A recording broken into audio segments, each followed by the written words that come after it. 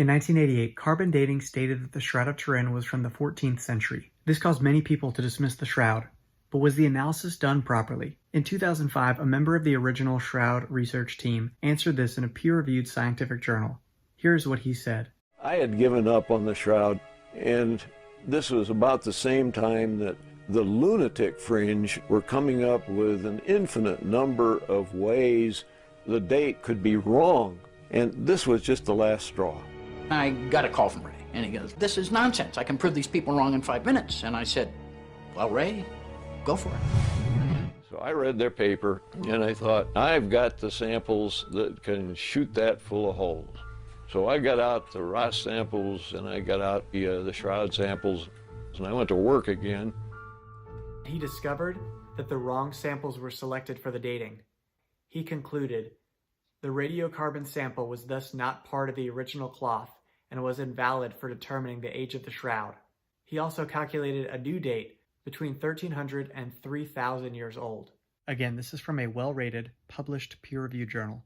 What he believes happened is this. If you happen to hit a place where a yarn segment from the original shroud was spliced into the new reweave part, the splice very definitely shows the new yarn that was being put in and dyed to match. The only thing in the shroud that was dyed or stained was this radiocarbon area. His findings were confirmed by John Brown from Georgia Tech and Bob Villarreal from Los Alamos National Laboratory. I've received many comments that say that Wikipedia disagrees with the findings of Ray Rogers, so we should ignore it. However, I would recommend looking into the sources, as they even mention that the date may be incorrect. With all this said, I prefer to believe the man who obtained actual samples from the shroud and published his findings in a peer-reviewed journal.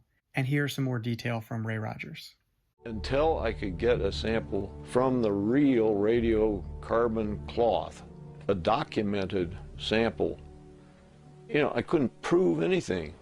The authentic radiocarbon sample that I got, these segments of yarn were cut from the middle of the radiocarbon sample, so there was no question about them. And when I looked at these samples from the radiocarbon area, there's no problem at all finding cotton in them.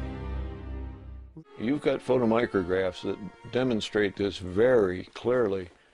The cotton fibers from the radiocarbon sample are fairly heavily coated with the gum dye mordant. And when we went back and looked at the ultraviolet photographs, here is this area that's significantly darker. It doesn't fluoresce as much, and it's just this area that, around the Ross sample and where the radiocarbon sample was cut. And if they had looked at any of the photographs that we had and studied the information we had as of 1978, they would have known that that was the worst possible place they could have taken a sample. The people who certified the sample are still trying to convince everybody that everybody else is wrong. They're right. Those were perfectly valid samples. There have also been statistical challenges written about in regards to the shroud testing. In October 2019, an analysis of the raw data showed inconsistencies and requested a new carbon-14 date. While these are promising results, a new sample and carbon dating will be needed. I got involved with the shroud in the mid-70s because I operated a photographic studio, commercial studio, but mostly a lot of scientific, technical, medical, technical things, a lot of product work. And I operated that studio in Santa Barbara, and I was contracted by one of the local companies, a scientific company, that was a contractor, Los Alamos National Laboratories. So they needed a photographic consultant that had a darkroom and knew how to use a darkroom. And of course, I had several darkrooms and knew how to use them all. And so they contracted me for 7 months. It obviously had a lot to do with atomic bombs specifically. And that's all I can pretty much say about it. But we did that project for 7 months. And I worked with one guy who was an imaging scientist. And we finished that project. And just a few weeks after that finished, the phone rang and it was him again. Now, when you're self-employed and the phone rings, you're always hoping, praying that's the next job. So this guy called me again. His name's Don Devan, may he rest in peace. And he said, and I said, oh, what's up, Don? You know, thinking another project. And he said, well, not exactly. He said, what do you know about the Shroud of Turin? And I laughed. And I said, but Don, I'm Jewish. And Don laughed and he said, so am I, remember? He was one of the other Jewish guys on our team, as was Dr. Alan Adler, who was our blood chemist. At any rate, he explained to me that he had participated in an experiment at Sandia Laboratories, a sister lab to Los Alamos, also a weapons laboratory. And the X-ray gentleman over there, the X-ray expert, had purchased this piece of equipment to help better view and see if he could get more information out of the X-rays that he was making on a daily basis. It's called a VP8 image analyzer. Basically, it takes an image input with a black and white video camera, displays it on a green screen monitor, and the instrument itself allows you to take the lights and darks of the image and stretch them into 3D space, proportionate to each other. So a normal photograph put in there, you get a jumble of shapes. You get something, but nothing realistic. The shroud image yields the natural relief of a human form. And that is unique. And consequently, he said that the guys decided they were going to try and put a team together, see if they could get permission to examine the Shroud of Turin and try and determine how that image formed on that cloth, because it had some very unique properties, the one I just described particularly. And so he said, so they're going to need a photographer. He said, I told him about you because he and I had just finished working. He said, so would you like to be a part of this? And I said, no. I said, no, I don't want to get involved with that, because I was raised in an Orthodox Jewish home and I didn't know much about Jesus. I knew he was Jewish. I knew that. But I didn't have, you know, I had no emotional attachment, obviously, the way any Christian certainly would. And when I said that to him, he said, yeah, well, that's an advantage then. He says, because you're not going to come into this with any bias. And I said, well, yeah, I actually do have a bias. It's probably an artwork. So I was biased against it. And I even said somewhere along the line to somebody that, yeah, you know, we'll get to Turin, we'll give us 5 minutes, we'll find the paint, we'll come home, we'll be done. Yeah, it's 44 years later. And there was no paint, and it's not a painting or an artwork. And I'm still involved. So that's what ultimately got me involved with the project. Obviously, that image property hooked me. I realized that that was really something special. And I was also thinking, well, wait a minute, this also means a free trip to Italy. So, you know, so I'm very honest about that. I wasn't very deep in my thinking about the Shroud of Turin circa 1976 when that conversation took place. Obviously, I stayed on the team, participated as the official documenting photographer. The work has been published all over the world, Life and Geographic and Time and Newsweek, and pretty much any documentary on the Shroud that you've seen in the last 40 years, we've participated in at least providing images to them.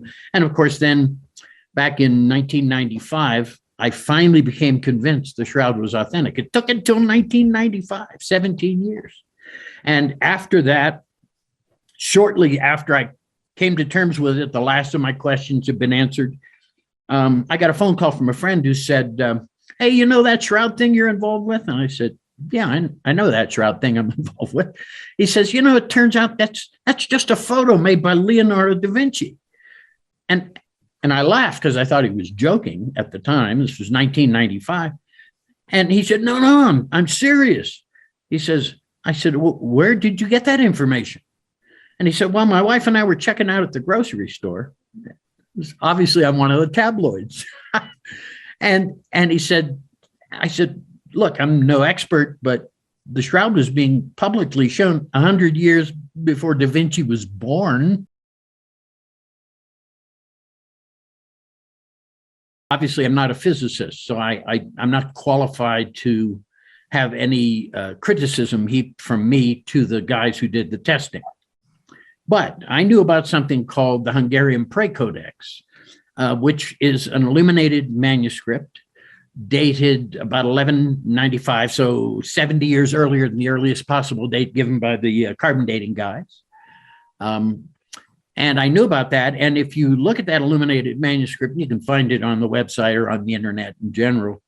There's an illustration there of Jesus being wrapped in the shroud, a duplication in rather crude form of the herringbone weave that's distinguishable on the shroud.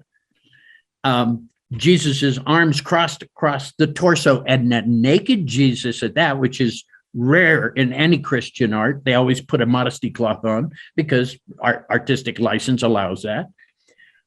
But this manuscript is illuminated with Jesus naked, arms crossed across his torso like we see on the shroud. And on the shroud are a series of 4 L-shaped burn holes that we know predate the fire of 1532 that caused all the major damage we see. And he included the L-shaped burn holes in his illuminated manuscript. Now, one might say that's coincidence, but not when you include those L-shaped burn holes, which have no other significance on that piece of cloth other than that's what's on the shroud. And so it's obvious to us that that artist at some point in time had seen the shroud, memorized what he saw, and included that in his illuminated manuscript. And that's 70 years earlier than the possible earliest carbon date. So right off the bat, we knew there was something wrong. And for the next 12 years, people were coming up with all these ridiculous theories, and there's a bioplastic coating that skewed the dating, and there was a conspiracy, and there was this, and there was that. All of them either required me to accept some form of science that hadn't yet been invented, or something supernatural, or some criminal activity.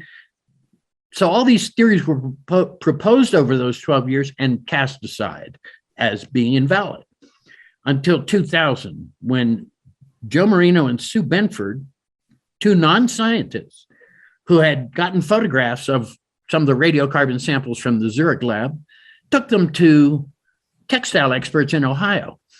That didn't tell them it was a photograph of a sample of the shroud, just said, what do you think?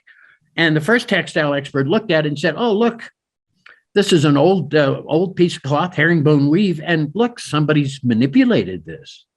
So Benford and Marino went, oh, okay, thank you. They went and found another textile expert because that's good science anyway. That's following the scientific method by not just taking one person's opinion. So they went to a second expert, again in Ohio. Second expert says the same thing, independent of the first. Somebody's manipulated this. There's some evidence that somebody has done some manipulation. So they felt that they needed to find the world's foremost authority on linen. So they went to Thomas Ferguson Irish Linen in Ireland, and their chief researcher, a woman, took one look and said, I believe this is an example of French invisible reweaving. Well, many people had never even heard of that. And it does exist, although the Turin authorities at the time when this first was released said, no such technique even exists. Well, I have a book that's called The Frenway System of French Invisible Reweaving, Preserving an Ancient Art Form. That's so we know it existed. It was actually pioneered at the court of France in the 1300s when the shroud happened to be in France. What a coincidence. So they came up with a theory that has since been scientifically confirmed that sample site, the only single sample they took, did not represent anywhere else on that cloth because it had been manipulated. In fact, when it was rewoven, somebody dyed it so that it would match the color of the original cloth. And they used a gum arabic base with rose madder dye from the madder root plant, chemically found on that sample site. And so the sample that was done, and we now know the most recent paper came out for 27 years, the 3 labs and the British Museum, which was the caretaker of all the material. For those 27 years, every request for access to the raw data was denied or ignored. Now, if there's nothing suspicious going on, why are you afraid to release your raw data? This is normal in the scientific world. It took 27 years, and the Freedom of Information Act, thanks to a French researcher who's also a law student at the same time, Shroud scholar and legal scholar, he went to England, used the Freedom of Information Act, forced the British Museum to release the data, which they did. Then he brought on a team of experts in that field that analyzed the data, and guess what they found? The strip that was cut has one date at one end, and there's a gradient of dates going all the way to the other end of that strip and it's not consistent or homogeneous anywhere along that strip. So there is nowhere on that strip that can serve as a date for anywhere else on that cloth. And now we know why they were hiding the raw data, because what they did, they claimed a 95% certainty in their testing. But as we looked at the raw data, they did a lot of tests that they excluded, because if they had kept them, they couldn't have reached 95%. So was that manipulation? Was that intentional? Who knows? All I know is we now know that that sample could not yield an accurate date for anywhere else on that piece of cloth, period. And that's 5 peer-reviewed journaled articles since the original one that tell us that and provide the evidence for that. The VP8 image analyzer, I have trouble understanding that. Okay, so here's the deal. So you take a normal photograph and a black and white camera, and you input that into this box. Kind of looks like an old stereo tuner. You might be old enough to know what that means. I saw it. They have one. They have one at the Museum of the Bible, but it's not turned on. They have one of my photographs from the screen of it, the green background or the green image. Yeah. So what it does is it takes that image and it displays it on that green screen. And then all those numbers and dials on that device allow you to turn up, based on the lights and darks of the image, turn it up into 3D vertical space. Okay, it stretches it into 3D space, proportionate to the density. So that means that a normal image with a shadow under here, it's going to be low, a highlight here, it's going to be way high, but it's not going to be natural because this camera is not recording any depth information. The image on the shroud was formed by interaction between the cloth and the body it covered. And where there was direct contact, the image is darkest, and up to about 4 centimeters, the image grows more faint until it reaches extinction. That means it's encoding depth or topographic information in the density of the image itself. So the VP8 reveals that as a 3-dimensional like image. Normal photographs don't do that.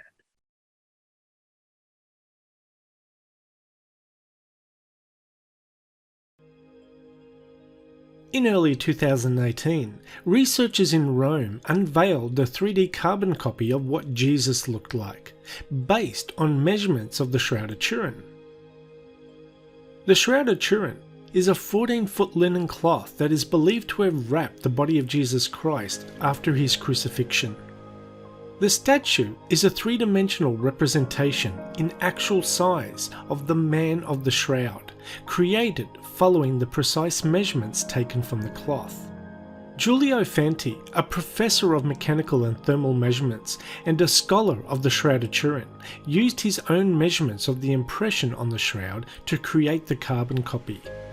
Professor Fanti has studied the shroud for the last 20 years and led the research team that created the 3D model of Jesus.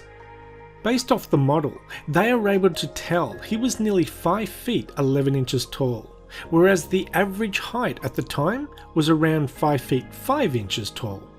Researchers believe that they finally have the precise image of what Jesus looked like. And based on the marks on the Shroud of Turin, Jesus received a total of at least 600 blows. The sculpture of his tortured body reflects these wounds. Professor Fanti said, "I counted 370 wounds without taking into account the wounds on his sides, which the shroud does not show because it only enveloped the back and the front of the body. We can therefore hypothesize a total of at least 600 blows." Professor Fanti goes on to say, "We have studied for years the image left by the body on the sheet, using the most sophisticated 3D technologies, and the statue is the final result." The University of Padua and Padua Hospital worked in collaboration with sculptor Sergio Rodella to create the life-size image. Now, I read about 20 different articles on this topic, hoping to read about how they made the actual 3D copy itself.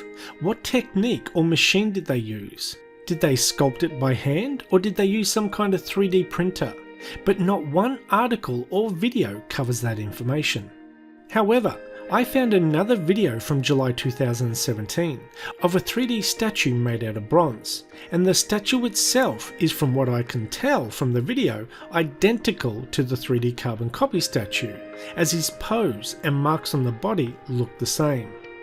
They explain the process in making the statue in the About section on that video, and this is what they said. The shroud is encoded with 3D information that is found from the spaces between the highest and lowest points of the body and its distance from the cloth. Recently, a VP8 analyzer that gives topographical information about the Moon and Mars terrain was used on the cloth. A 3D holographic image was formed of the face and body. An artist then used the exact dimensions of the 3D shroud image to create a bronze replica of the physical form of Jesus Christ. Pollen that is consonant with the flora that blossoms between April and May within a radius of, I think, 5 kilometers ridiculous. Of Jerusalem. And then you have soil. This is a very elaborate kind of hoax. Yes, no, I want to shake this guy's hand. Like, that's right. Yeah, it's like, who is this guy? Like, this guy. Forget the guy on the shroud. Let's worship him. Like, absolutely. Yeah, if it's a fake, we need to develop a following of whoever faked it. Honestly, to some degree, because he's a genius. Yeah, it's beyond genius. So, just to give an example of this, like, there's soil. There's soil on the feet and knees and nose. It's terrible to think about what that implies for the Via Crucis. Like, when he fell flat to his face, and some 75 to 125 pounds came crashing down on a head crowned with thorns. So the forensic doctors don't agree on much, but they agree that those thorns penetrate through the skin to the bony plate below. Oh, Jesus. And so that on the exactly, amen to that. But from a scientific point of view, we can study this soil that's on the feet, knee, and nose and determine its chemical composition. We know that it's calcium carbonate with a touch of strontium, and we know further its crystalline structure to be travertine aragonite, which is an extremely rare crystalline structure, and yet, according to one geologist, it matches the soil of the grottos of Jerusalem like a fingerprint, she says. And so, again, if it is fabricated in France in the Middle Ages, what in the world is it doing with soil from Palestine there, right precisely in those areas where you'd have contact with the ground? And so it's the cumulative force of all of these different elements. I don't think it's any one thing that kind of like hammers it home. Sure, some are more important than others. Some elements are more important than others. But it really is bringing together the convergent evidence that is again and again consonant with what we know from Scripture and what has been passed down and received by our tradition.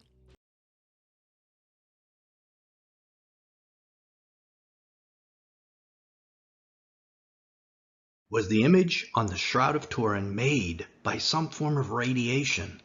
And was the image of the man alive and moving while it was forming? That's what we're talking about today, and we're starting right now. For those of you who don't know, the Shroud of Turin is an ancient relic believed by many to be the burial cloth of Jesus described in the Gospels. And Joseph took the body and wrapped it in a clean linen cloth. And of course, the cloth resurfaces after the resurrection when Peter and John enter into the tomb. So Simon Peter also came, following him, and he entered the tomb, and he looked at the linen wrappings lying there, and the face cloth which had been on his head, not lying with the linen wrappings, but folded up in a place by itself. So the other disciple, who had first come to the tomb, also entered then, and he saw and believed. This is a very interesting passage. It refers to two different cloths, a face cloth and the linen wrapping. It was upon seeing these things, the Apostle John believed Jesus was resurrected. There's something about these cloths that helped him believe. And later in this video, we will discuss what it may have been about these cloths that indicated a resurrection had taken place. For those of you who aren't aware, The Shroud of Turin is a linen cloth with two features that are immediately visible to the naked eye. First, it has the faint, full-scale image of a man with arms crossed over his waist, an image of the man's front and his back. Second, the cloth appears to contain numerous bloodstains. In 1898, an Italian photographer, Secondo Pia, made a startling discovery. While developing the first photographs taken of a shroud, he saw that his film's negative image was an anatomically perfect positive image of a man. Now, if the negative of the image is a positive, then the image itself must be a negative. A very interesting finding that we will explain later as well. Now, before we begin to analyze the new evidence as to whether or not this is the image of Jesus and whether he was moving at the time it was made, both astonishing pieces of information, let's discuss the old evidence first. You may have heard that radiocarbon dating proved the shroud was a medieval forgery. This data came out in 1998, and a major media blitz followed, supposedly debunking the shroud. The major theory at that time was it was a painted forgery by a medieval artist. However, it seems the choice of the samples taken for testing may have come from a medieval repair of the cloth rather than the image-bearing cloth itself. At least 4 scholarly articles have been published on this problem with the previous carbon-14 testing. One of the original experts who tested the shroud became aware of this problem. He retested the shroud and found the original results were in error. The sampled section was the worst possible section to study. Then in 2017, after a Freedom of Information Act request released all the data from the first test, it was discovered that additionally some of the data from the original test was withheld to doctor the results. Because of this, the original test must be discounted entirely. So if the radiocarbon test is invalid, is there any evidence for the age of the shroud? The most extensive battery of experiments was conducted by the Shroud of Turin Research Project. Back in 1978, the group of 24 experts and scientists included Christians, Jews, and atheists. The project issued a final report that was summarized this way, quote, "We can conclude for now that the shroud image is that of a real human form of a scourged, crucified man. It is not the product of an artist. The blood stains are composed of hemoglobin and also give a positive test for serum albumin. The image is an ongoing mystery, and until further chemical studies are made, perhaps by this group of scientists or perhaps by some scientists in the future, the problem remains unsolved." If you notice, their research proved that no pigments of any kind were added to the image area of the cloth.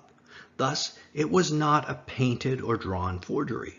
They concluded it was a photographic image of some sort, even though it was on a non-photosensitive medium, linen cloth.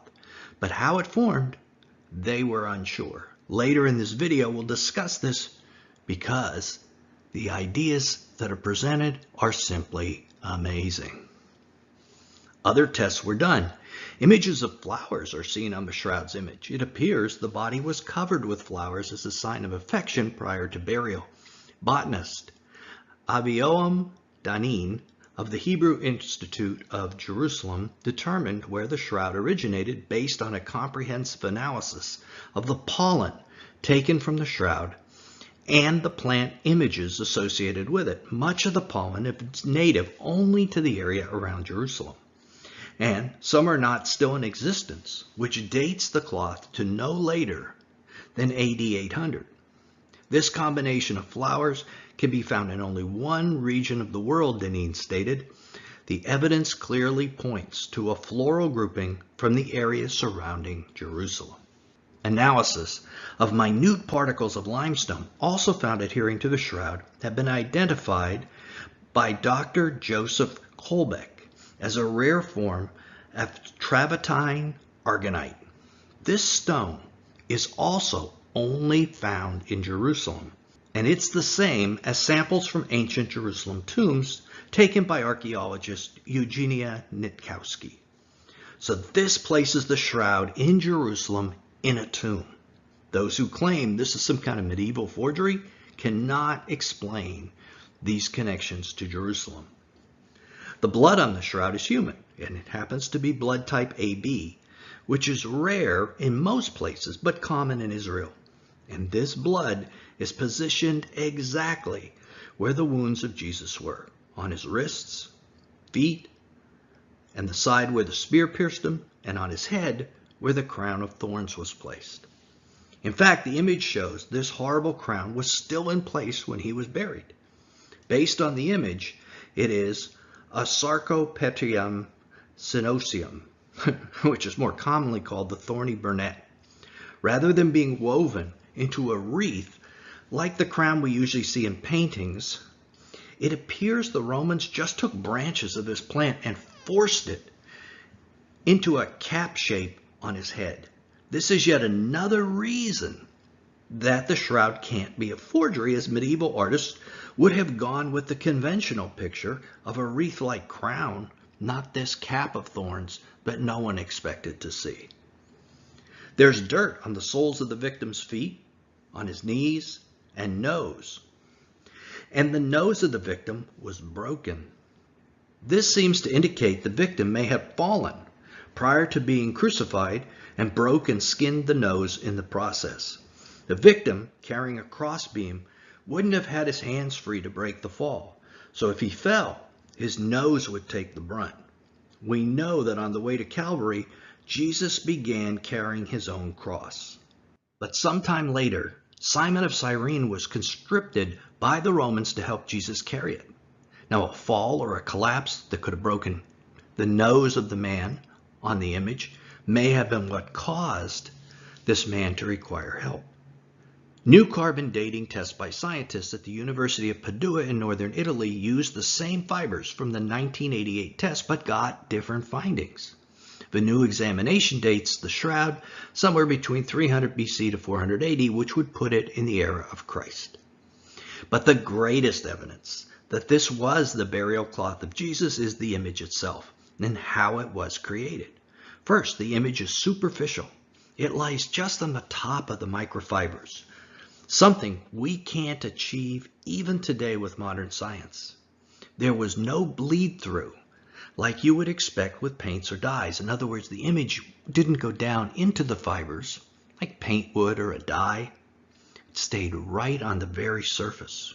Although the blood did bleed through the cloth with capillary action, the image itself was seared onto the cloth just at the top.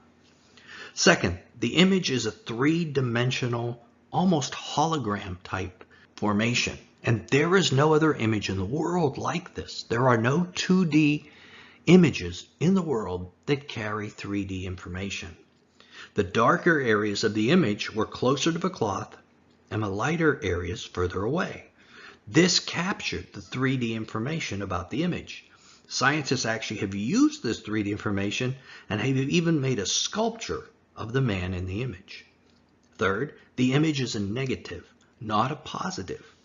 No one would paint a negative or backwards image in the 1300s. So for all these reasons, it cannot be a forgery. However, how did the image form? Scientists believe it was a burst, or as we will explain in a second, oscillating bursts of high intensity, single wavelength light, laser light. This is a technology we simply don't have today. Light can create the type of brownish image that exists on the shroud. Just put a newspaper in your window for 2 weeks and you will see it turn this type of yellow-brown. However, it will not form an image like that of a shroud, but the basic idea is the same. Light desiccates and oxidizes the outer layers of the paper or the fabric. But how did it produce an image? The answer is that the light came from inside the body of the man in the image, and it traveled in all directions in exact parallel lines. That's laser light, those exact parallel lines. Scientists have estimated the power to produce this type of image exceeds all the electrical power generated in the entire earth at one time. It is only possible supernaturally. But this isn't the most amazing aspect of a shroud image. The International Institute for Advanced Studies of Space Representation scientists in Paloma, Italy, have presented research that the body of the man was in motion when the image was produced. Yes, you heard me right. The body appears to have been moving. Now we know that because the image isn't a single exposure, but a combination of multiple exposures, sort of the way a strobe light photography can follow the path of a tennis ball or a golf swing. The image on the shroud shows various objects in motion, like the nails in the man's wrist and feet, the teflon on his arms, and his belt buckle moving up and down with his breath. The Italian Institute's research shows that multiple exposures of these very easy to track items on the body of the man are present in different positions, showing that his hands and feet and his chest, when he breathed, were moving. Current theory is that the light that produced the image was oscillating, producing light in bursts, just like a strobe light would. This accounts for the multiple exposures, one with each burst of light, which in turn accounts for why certain areas of the shroud image are somewhat fuzzy. Movement would make those areas seem out of focus. Now, how could the body of a dead man be moving in the image? This was obviously a burial shroud. The eyes of the man are closed and covered with coins or buttons. So if this is Jesus and he is moving, it is the exact moment of the resurrection prior to him opening his eyes. Can you see why God might want to keep evidence such as that to share with the world? But where did the light come from? This is something that no one can answer other than Jesus himself. One theory is that it came from his DNA activating. It's an interesting theory. Studies from as far back as 1984 show that active DNA produces laser light, but of very low intensity. Now, the DNA of God might have quite a different intensity, like we said, greater than all the electricity on Earth. It is also thought that the body was levitating at the moment the image was being made. And as we know, the resurrection body of Jesus was able to pass through solid objects like the door of the upper room where the disciples were hiding. This could explain why John believed when he saw the burial cloth of Jesus. Had the body of Jesus actually passed directly through this cloth without it having even been opened? And was it lying unopened but empty in the tomb? Now, another theory is that John saw the image of his Lord on the cloth, the Shroud of Turin, the same image we're talking about today. Now, either theory could account for John's reaction. But you know what? I bet you're thinking, hey, wait a minute, Nelson. You've been going on and on. But what was that you said about nails, coins, and a belt buckle? And what's a teflon? Are all these things on the image of the shroud? The answer is yes, they are. And a whole lot more. If this is the body of our Lord, which seems the only possible explanation, these details tell us a great deal about what he suffered, what he wore, etc. Click right here to keep watching to learn about all the items found on the body of the man on the image of the shroud and what they might tell us about Jesus and his life. This is Nelson, and I'll see you there.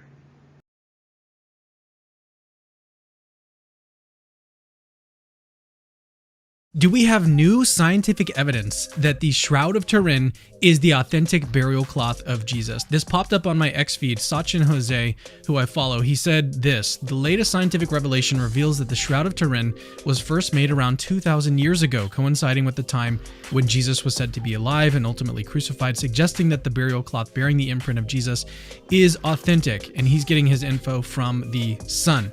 I saw this start to pop up pretty regularly, though. We've got Father Calvin Robinson says, a good news day, if you will pardon the pun. Further scientific proof that the Shroud of Turin is the actual burial shroud used to wrap the crucified body of Christ.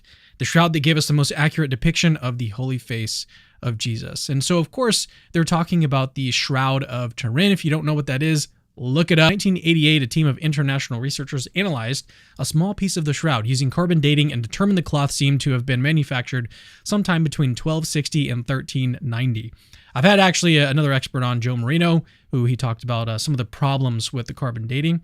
So if you're interested, go look that up.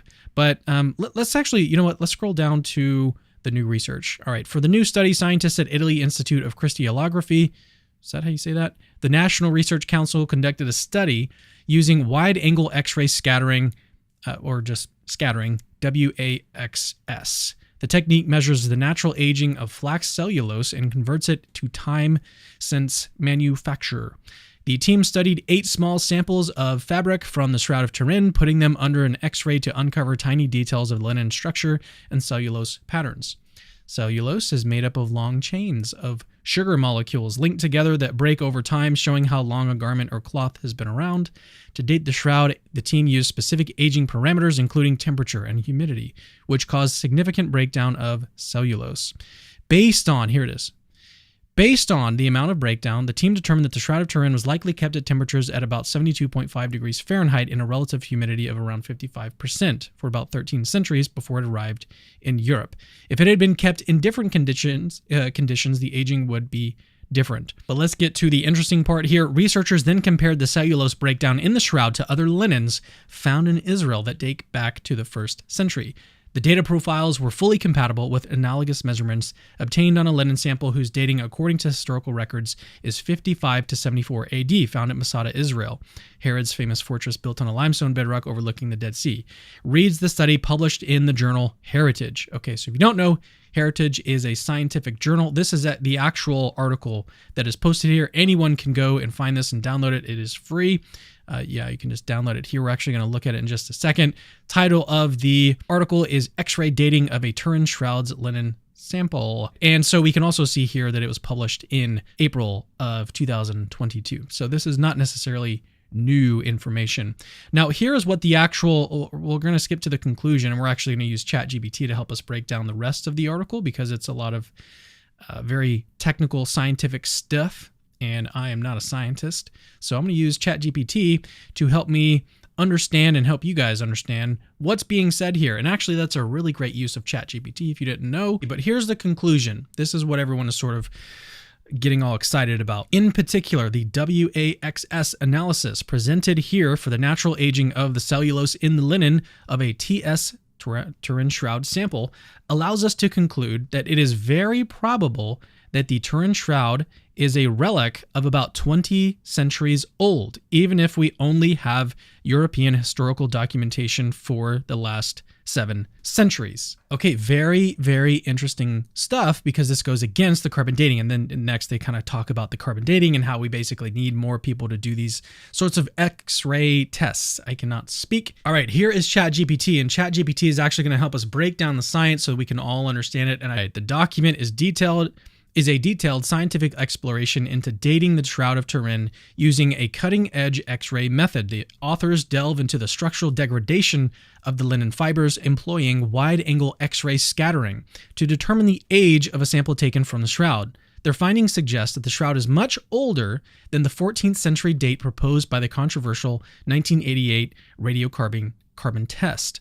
Instead, they argue that the shroud is likely around 2,000 years old, aligning with Christian tradition, assuming it was stored under specific temperature and humidity conditions for centuries. This part is very important, assuming that it was stored under specific temperature, humidity conditions for centuries. So that actually is going to play a very big role. This is one of the assumptions that's sort of built into their hypothesis. We'll discuss that a little bit more later on with ChatGPT. All right, moving on. In essence, the researchers are saying, forget that medieval dating. Our high-tech x-rays say this shroud is as ancient as everyone hoped. I don't know why I did that accent. Their work provides new evidence supporting the theory that the shroud could indeed be the burial cloth of Jesus as long as it was kept cozy and dry for the last 2 millennia. They also emphasize that their method, unlike radiocarbon dating, allows for repetitive tests on tiny samples, offering a more reliable and less destructive approach to solving this historical mystery. Researchers took a tiny thread from the Turin Shroud and put it through an X-ray workout using a technique called wide-angle X-ray scattering. Think of it like giving the linen a superhero scan to check how many of its cellulose chains had broken down over time. As linen ages, its fibers slowly degrade, and by measuring the extent of this breakdown, the scientists could estimate just how old the fabric really is. The cool part? WAXS doesn't need a big sample, just a piece as small as a pinhead, making it a much less invasive method compared to the more famous and controversial radiocarbon dating. The results were a game changer. The WAXS analysis showed that the linen in the shroud had aged a lot more than you'd expect if it were just a few hundred years old. Instead, the results lined up with the age of other ancient linens from around 55 to 74 AD, suggesting that the shroud could indeed be about 2,000 years old, right? I want you to find